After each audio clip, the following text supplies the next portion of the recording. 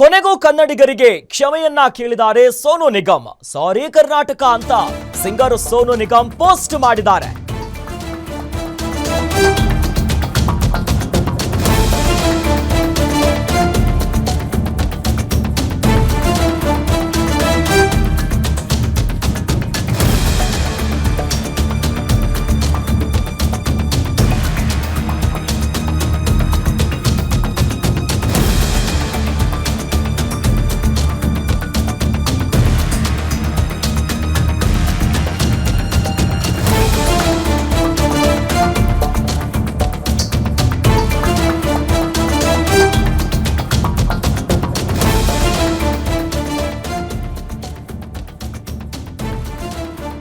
ಸೋನು ನಿಗಮ್ ಸಾರಿ ಕರ್ನಾಟಕ ಅಂತ singer Sonu post ಮಾಡಿದ್ದಾರೆ.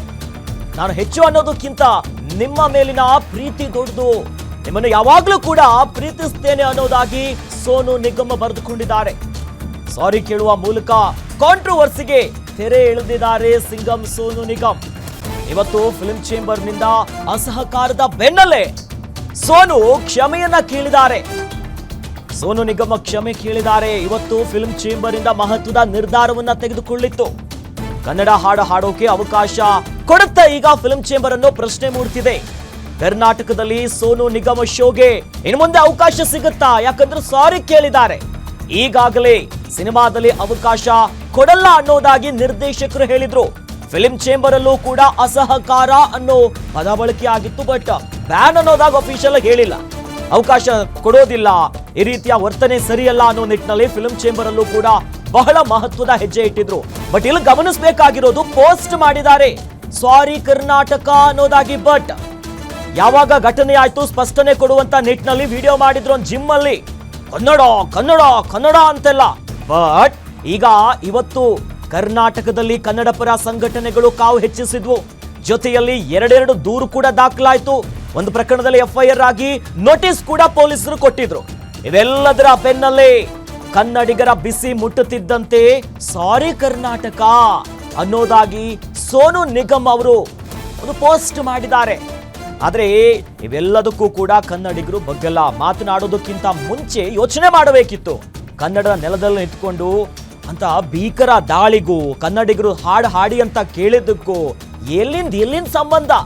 But ಅದಾದ್ಮೇಲೆ ಸರಿಯಾಗಿ ಸ್ಪಷ್ಟನೆ ಎಲ್ಲಾದ್ರೂ ಕೊಟ್ಟಿದ್ರೆ, ಒಂದು ಸರಿಯಾದ ರೀತಿಯಲ್ಲಿ ಕ್ಷಮೆ ಕೇಳಿದ್ರೆ ಒಂದು ಸ್ವಲ್ಪ ಮಟ್ಟಿಗೆ ಇಷ್ಟು ಈ ಒಂದು ಟ್ವಿಸ್ಟ್ ಟರ್ನ್ ಈ ಪ್ರಕರಣ ಪಡೆದುಕೊಳ್ತಾ ಇರಲಿಲ್ಲ. ಆದ್ರೆ ನಾಲಿಗೆಯನ್ನ ಹರಿಬಿಟ್ಟಂತ ಸೋನು ನಿಗಮ್ಗೆ ಫಿಲ್ಮ್ ಚೇಂಬರ್ ಇವತ್ತು ಇನ್ನು ಮುಂದೆ ಅವಕಾಶಗಳು ಕೊಡಬಾರದು, ಅಸಹಕಾರದ ನಡೆಯನ್ನ ಹೊಂದಿತ್ತು. ಇವೆಲ್ಲ ಆಗ್ತಿದ್ದಂತೆ ಪೋಸ್ಟ್ ಮಾಡಿ ಕೊನೆಗೂ ಸಾರಿ ಕೇಳಿದ್ದಾರೆ. ಸಾರಿ ಕರ್ನಾಟಕ, ನಿಮ್ಮ ಮೇಲೆ ಅಪಾರವಾದಂತ ಪ್ರೀತಿ ಇದೆ ಅನ್ನೋದಾಗಿ ಬಣ್ಣದ ಮಾತುಗಳು ಈಗ ಬರ್ತಿದೆ. ಇವೆಲ್ಲವೂ ಕೂಡ ಮಾತನಾಡೋದಕ್ಕಿಂತ ಮುಂಚೆ ಯೋಚನೆ ಮಾಡಬೇಕಿತ್ತು. ಆದ್ರೆ ಅದು ಮಾಡಿಲ್ಲ.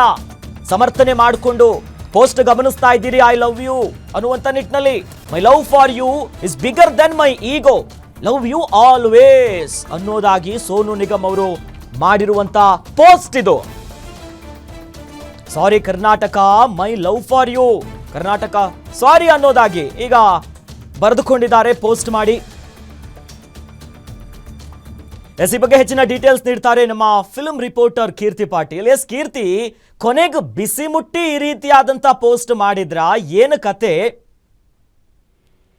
ಕಳೆದ 3 ದಿನಗಳಿಂದ ಸೋನು ನಿಗಮ್ ಅವರ ವಿರುದ್ಧ ಕಿಡಿ ಕಾರ್ತಾನೆ ಇದ್ದಾರೆ ಕನ್ನಡಿಗರು. ಕಾರಣ ಈಗೆಲ್ಲರೂ ತಿಳಿದಿರೋ ಹಾಗೆ ಅವರು ಕೊಟ್ಟಂತಹ ಆ ಒಂದು ವಿವಾದಾತ್ಮಕ ಹೇಳಿಕೆ ಸದ್ಯ 6 ಗಂಟೆಗಳ ಹಿಂದೆ ಅವರು ಪೋಸ್ಟ್ ಮಾಡಿದ್ರು. ಅದರಲ್ಲೂ ಸಹ ಕ್ಷಮೆಯನ್ನ ಕೇಳಿರಲಿಲ್ಲ. ಅದನ್ನು ಹೊರತುಪಡಿಸಿ ಅವರಾಗ್ಲೇ ಅವರೇ ಸಮಜಾಯಿಷಿ ಕೊಡುವಂತಹ ಒಂದು ಕೆಲಸವನ್ನ ಅದ್ರಲ್ಲಿ ಮಾಡಿದ್ರು. ನನ್ನ ವಯಸ್ಸು 51 ಆಗಿರುವಂತದ್ದು. ಈ ಸಂದರ್ಭದಲ್ಲಿ ಈ ವಯಸ್ಸಿನಲ್ಲಿ ನಾನು ಬೇರೆಯವರಿಂದ ಹ್ಯೂಮಿಲಿಯೇಷನ್ ನಾನು ತೆಗೆದುಕೊಳ್ಳೋಕೆ ಇಷ್ಟ ಪಡೋದಿಲ್ಲ. ಜೊತೆಗೆ ನನಗೆ ಮಗ ಇರ್ಬೇಕಂತ ವಯಸ್ಸಿನವನು ನನಗೆ ಥ್ರೆಟನ್ ಮಾಡಿದ್ರೆ ನಾನು ಯಾವ ರೀತಿ ಅದನ್ನ ತೆಗೆದುಕೊಳ್ಬೇಕು, ಇದು ಸರಿನಾ ತಪ್ಪಾ ನೀವೇ ಹೇಳಿ ಕನ್ನಡಿಗರೇ ಅನ್ನುವಂತ ಪ್ರಶ್ನೆಯನ್ನ ಅವರು ಕರ್ನಾಟಕದ ಜನತೆಗೆ ಅವರು ಪ್ರಶ್ನೆ ಮಾಡಿದ್ರು. ಇದೀಗ 1 ಗಂಟೆ ಹಿಂದೆ ಅವರು ಸಾರಿ ಕರ್ನಾಟಕ, ಕನ್ನಡಿಗರೇ ಕ್ಷಮಿಸಿ ಅನ್ನುವಂತ ಒಂದು ಪೋಸ್ಟ್ ಮಾಡಿದರೆ, ನನ್ನ ಅಹಂಕಾರ ಗರ್ವಕ್ಕಿಂತ ಹೆಚ್ಚಾಗಿ ನಿಮ್ಮನ್ನ ನಾನು ಪ್ರೀತಿಸ್ತಾ ಇದ್ದೀನಿ, ಹೀಗಾಗಿ ಕ್ಷಮೆಯನ್ನ ಯಾಚಿಸ್ತಿದ್ದೀನಿ ಅಂತ ಒಂದು ಪೋಸ್ಟ್ ಮಾಡ್ತಾರೆ. ಆದ್ರೂ ಸಹ ಎಲ್ಲೋ ಒಂದು ಕಡೆ ಒಂದಷ್ಟು ಕನ್ನಡಿಗರ ವರ್ಗ ಏನಿದೆ ಅವರು ಇದಕ್ಕೆ ತೃಪ್ತಿಯನ್ನ ಪಟ್ಟಿಲ್ಲ.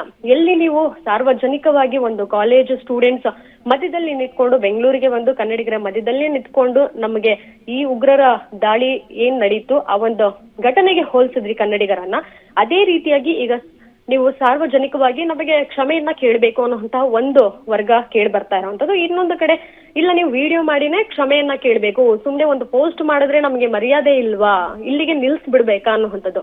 ಆದ್ರೆ ಫಿಲ್ಮ್ ಚೇಂಬರ್ ನಲ್ಲಿ ಇವತ್ತು ಮಹತ್ವದ ಸಭೆ ಆಯ್ತು. ಸೊ ಈ ಸಭೆಯಲ್ಲಿ ಬ್ಯಾನ್ ಮಾಡಕ್ ಆಗೋದಿಲ್ಲ, ಒಂದು ವರ್ಡ್ ನಾವು ಯೂಸ್ ಮಾಡಕ್ ಆಗೋದಿಲ್ಲ. ಬಟ್ ಅವಕಾಶಗಳನ್ನ ನಾವು ಕಲ್ಪಿಸಬಾರ್ದು. ನಮ್ಮಲ್ಲಿರುವಂತಹ ನಿರ್ದೇಶಕ ನಿರ್ಮಾಪಕರೇ ಅವ್ರಿಗೆ ಅವಕಾಶಗಳನ್ನ ಕೊಡದೆ ಹೋದ್ರೆ ಸ್ವತಃ ಅವರೇ ಸುಮ್ಮನಾಗಿ ಹೋಗ್ತಾರೆ.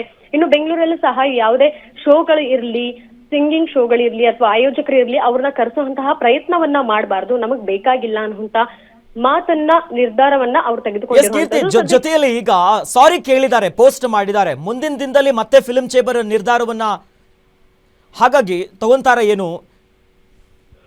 ನಾಳೆ ಸಹ ಏನಾದ್ರೂ ಸಭೆ ಮಾಡುವಂತಹ ಸಾಧ್ಯತೆ ಇದೆ. ಮತ್ತೆ ನಿರ್ದೇಶಕರು ಇರಬಹುದು, ನಿರ್ಮಾಪಕರು, ಇನ್ನೇ ಎಲ್ಲಾ ಸಂಘದ ಅಧ್ಯಕ್ಷರು ಸಹ ಕೂತು ಮಾತನಾಡುವಂತಹ ಒಂದು ಚರ್ಚೆ ನಾಳೆ ನಿಮ್ಮನ್ನ ಮಾತಾಡ್ತೀವಿ. ಹಾಗೆ ಲೈನ್ ನಲ್ಲಿ ನಮ್ಮ ಜೊತೆ ಈಗ ಫಿಲ್ಮ್ ಚೇಂಬರ್ ನ ಅಧ್ಯಕ್ಷರಾಗಿರುವಂತಹ ನರಸಿಂಹಲ್ ಅವರು ಜಾಯ್ನ್ ಆಗ್ತಿದ್ದಾರೆ. ಸರ್ ನಮಸ್ಕಾರ. ಸರ್ ನನ್ನ ಧ್ವನಿ ಕೇಳಿಸ್ತಾ ಇದೆಯಾ? ಕೇಳಿಸ್ತಾ ಇದೆ ಸರ್, ಹೇಳಿ ಸರ್. ಕನ್ನಡಿಗರ ಕೂಗು, ಫಿಲ್ಮ್ ಚೇಂಬರಿನ ಇವತ್ತಿನ ನಿರ್ಧಾರದ ನಂತರ ಈಗ ಕೊನೆಗೂ ಸಾರಿ ಕರ್ನಾಟಕ ಅಂತ ಪೋಸ್ಟ್ ಮಾಡಿದ್ದಾರೆ ಸಿಂಗರ್ ಸೋನು ನಿಗಮ್ ಅವರು. ಈಗ ಇವತ್ತು ಏನ್ ನಿರ್ಧಾರ ತೆಗೆದುಕೊಂಡಿತ್ತಲ್ಲ ಫಿಲ್ಮ್ ಚೇಂಬರ್, ಏನಾದ್ರೂ ಇದರಿಂದ ಹಿಂದೆ ಸರಿಯುವಂತ ಕೆಲಸ ಇದೆಯಾ? ಏನ್ ಸರ್ ಮುಂದಿನ ನಡೆ? ಸರ್ ಖಂಡಿತ ಇದು ಒಳ್ಳೆ ಬೆಳವಣಿಗೆ ಅನ್ನೋದು ನನ್ನ ಅಭಿಮತ. ಆಕ್ಚುಲಿ ಒಳ್ಳೆ ತೀರ್ಮಾನ ತಗೊಂಡಿದ್ದಾರೆ ಸೋನು ನಿಗಮ್.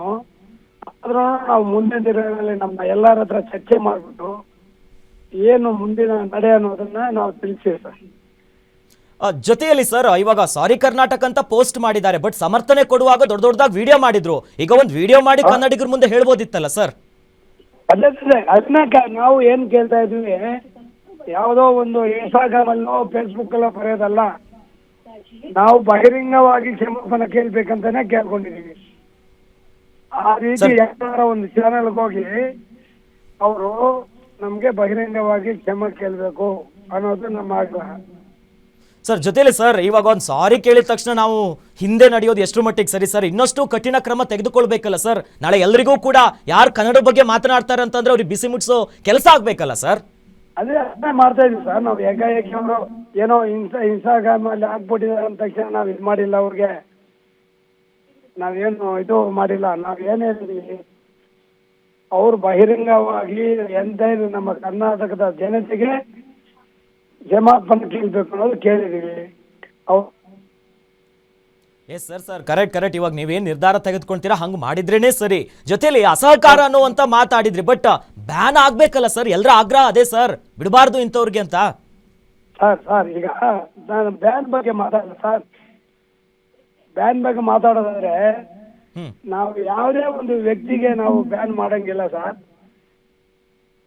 ನೀವು ಹಲೋ ಸಾರ್ ಅಂತ್ರಿ, ನಾನು ಹಲೋ ಸಾರ್ ಅಂದಾಗ ಸ್ಪಂದಿಸಿದ್ದೀನಿ. ಇಲ್ಲ ಅಂದ್ರೆ ಅವ್ರಿಗೆ ಇದು ಹಸ್ತಾಂತರ ಕೊಟ್ಟಂಗೇನೆ ಅಲ್ವಾ? ಬಟ್ ಆದ್ರೂ ಕೂಡ ಒಂದು ಕಟ್ಟುನಿಟ್ಟಿನ ಕ್ರಮ ಆಗ್ಲೇಬೇಕಲ್ಲ ಸರ್? ಇದೇ ಪ್ರಕರಣ ಕೊನೆ ಆಗ್ಬೇಕಲ್ಲ ಸರ್? ಸರ್ ಇದೇ ಕೊನೆ ಆಗೋಸ್ಕರನೇ ನಾವು ಎಂಟೈರ್ ಅವ್ರ ಜೀವಮಾನದಲ್ಲಿ ನಾವು ಅವ್ರು ಕ್ಷಮಾಪಣೆ ಕೇಳಿಲ್ಲ ಅಂದ್ರೆ ನಾವು ಕ್ಷಮಿಸೋದೇ ಇಲ್ಲ ಅಂತ ಹೇಳಿದ್ವಿ. ಅವ್ರು ಯಾವುದೇ ರೀತಿಯ ನಮ್ಮಲ್ಲಿ ಸಾಂಗ್ ಆಡೋಕ್ಕಾಗ್ಲಿ ಇನ್ನೊಂದಕ್ಕಾಗ್ಲಿ ಯಾವುದೇ ಪ್ರೋಗ್ರಾಮ್ ಒಳಗೆ ಬರಬಾರ್ದು ಅಂತಾನು ಕಟ್ಟು ನಿಲುವು ತಗೊಂಡಿದ್ವಿ.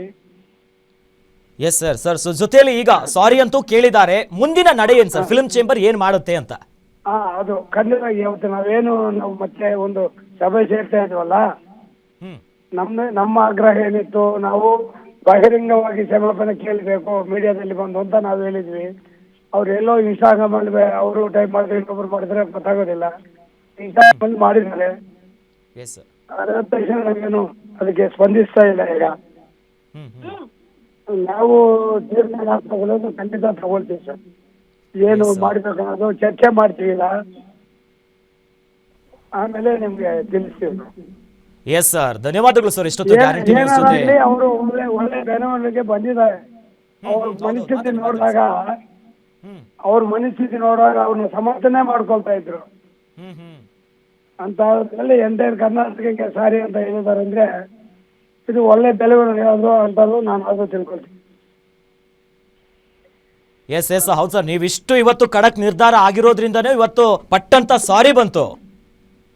ಹೌದೌದು ಸರ್, ಹೌದು ಸರ್. ಎಸ್ ಎಸ್ ಈ ಈ ಸಂದರ್ಭದಲ್ಲಿ ತಮಗೆ ಒಂದು sir yes yes yes sir, ಹಾಗೆ ಅಂದ್ರೆ ಕನ್ನಡ ವಿಚಾರಕ್ಕೆ ಯಾರೇ ಬಂದ್ರು ಕೂಡ ಮುಟ್ಟು ನೋಡ್ಕೊಳ್ಳುವಂತ ಉತ್ತರ ಕೊಡ್ಲೇಬೇಕಲ್ಲ ಸರ್ ಅವ್ರಿಗೆ. ಖಂಡಿತ ಖಂಡಿತ. ಆಮೇಲೆ ಈ ಸಂದರ್ಭದಲ್ಲಿ ತಮ್ಮಲ್ಲಿ ಒಂದು ಹೇಳಕ್ಕೆ ಇಷ್ಟಪಡ್ತೀನಿ. Yes sir. ಎಂಟೇ ನಮ್ಮ ಅಂಗಸಂಸ್ಥೆಗಳು ಸರ್, ನಮ್ಮ ಏನು ಇಂಡಸ್ಟ್ರಿ ಇದೆಯೋ ಹೌದು ಸರ್, ಅವರೆಲ್ಲ ಒಂದೇ ಒಂದು ಧ್ವನಿಯಲ್ಲಿ ಇವತ್ತು ನಾವು ಅವ್ರಿಗೆ ಸಹಕಾರ ಸೂಚಿಸಿದ್ದಾರೆ. ಎಲ್ಲರಿಗೂ ಧನ್ಯವಾದಗಳು ಸರ್. ಹೌದು. ಅವ್ರು ಏನು ಇವತ್ತಿನ ದಿನ ಕಟ್ಟು ನಿಲುವು ತಗೊಂಡು ಸರ್, ಅವ್ರದ್ದು ಏನಾರ ಕಮಿಟ್ಮೆಂಟ್ಗಳಿದ್ರು ಅಂಥವ್ರು ಇಲ್ಲ, ನಾನು ಇಂಥವ್ನ ಇಟ್ಕೊಂಡು ಮಾಡೋದಿಲ್ಲ, ನಿಮ್ದು ಇದಾಗೋವರ್ಗ ಅಂತ ನಮ್ಗೆ ಹೇಳಿದ್ರು ಕೆಲವರು. ಉದಯ ಮ್ಯಾದ ಅಂತೂ ನಾನು ಇನ್ಮೇಲೆ ಅವ್ರ ಹತ್ರ ಆಡ್ಸೋದೇ ಇಲ್ಲ ಅಂತಾನು ಹೇಳಿದ್ದಾರೆ. ಕೆಲವರೆಲ್ಲ ಭಾರಿ ಸಪೋರ್ಟ್ ಮಾಡಿದ್ದಾರೆ ಸರ್ ನಮಗೆ. ಎಲ್ಲರಿಗೂ ಧನ್ಯವಾದಗಳು. ಎಸ್ ಎಸ್ ಸರ್, ಧನ್ಯವಾದಗಳು ಸರ್ ಇಷ್ಟೊತ್ತು ಗ್ಯಾರಂಟಿ ನ್ಯೂಸ್ ಜೊತೆ ಮಾತನಾಡಿರೋದಕ್ಕೆ. Thank you sir, thank you. Yes, ಇವಿಷ್ಟು ಫಿಲ್ಮ್ ಚೇಂಬರ್ನ ಅಧ್ಯಕ್ಷರಾಗಿರುವಂತಹ ನರಸಿಂಹಲ್ ಅವರ ಮಾತು. ಅಂದ್ರೆ ಇವತ್ತು ಮಹತ್ವದ ನಿರ್ಧಾರ ತೆಗೆದುಕೊಂಡಿರೋದಕ್ಕೋಸ್ಕರ ಬಗ್ಗಿದ್ದಾರೆ. ಬಟ್ ಆದ್ರೆ ಇದು ಇಲ್ಲಿಗೆ ನಿಲ್ಲಬಾರ್ದು. ಅವರಿಗೆ ಕಂಪ್ಲೀಟ್ ಆಗಿ ಒಂದು ದೊಡ್ಡ ಮಟ್ಟದ ಬಿಸಿ ಮುಟ್ಟಬೇಕು. ಹಿಂದೆ ಮುಂದೆ ಯೋಚನೆ ಮಾಡೋದು, ಮತ್ತೊಂದು ಮಗದೊಂದು ಏನೂ ಬೇಡ. ಕನ್ನಡದ ವಿಚಾರವಾಗಿ ನಾಲಿಗೆ ಹರಿಬಿಟ್ಟವ್ರಿಗೆ, ಸೋನು ನಿಗಮ್ ಅವ್ರಿಗೆ ಕನ್ನಡಿಗರು ಯಾವ ಪಾಠ ಕಲಿಸಿದ್ರು, ಮುಂದೆ ಯಾರೂ ಕೂಡ ಕನ್ನಡದ ಬಗ್ಗೆ ಮಾತನಾಡೋದಕ್ಕೆ ಯೋಚನೆನೂ ಕೂಡ ಮಾಡಬಾರ್ದು. ಆ ನಿಟ್ಟಿನಲ್ಲಿ ಮುಂದಿನ ಫಿಲ್ಮ್ ಚೇಂಬರ್ ನಡೆ ಏನಾಗಿರುತ್ತೆ, ಇವಾಗ ಸಾರಿ ಕೇಳೋಕ್ಕೂ ಸುಮ್ಮನಾಗ್ತಾರಾ, ಅಥವಾ ಇವತ್ತೇನು ನಿರ್ಧಾರ ಮಾಡಿದ್ರು ಅಸಹಕಾರ ಅಂದ್ರೆ ಮುಂದಿನ ದಿನದಲ್ಲಿ ಅವಕಾಶ ಕೊಡಬಾರ್ದು ಅನ್ನೋ ನಿಟ್ಟಲ್ಲಿ ಏನ್ ಮಾಡ್ತಾರೆ ಅನ್ನೋದನ್ನ ಕಾದ್ ನೋಡಬೇಕು. ಹಾಗಾಗಿ ಸಾರಿ ಕರ್ನಾಟಕ ಅಂತ ಪೋಸ್ಟ್ ಮಾಡಿದ್ದಾರೆ. ಜೊತೆಲಿ ಮುಂದಿನ ಅವ್ರ ನಡೆ ಏನಿರುತ್ತೆ, ಕಾರ್ಯಕ್ರಮಗಳು ಸಿಗುತ್ತಾ ಇಲ್ವಾ ನೋಡೋಣ.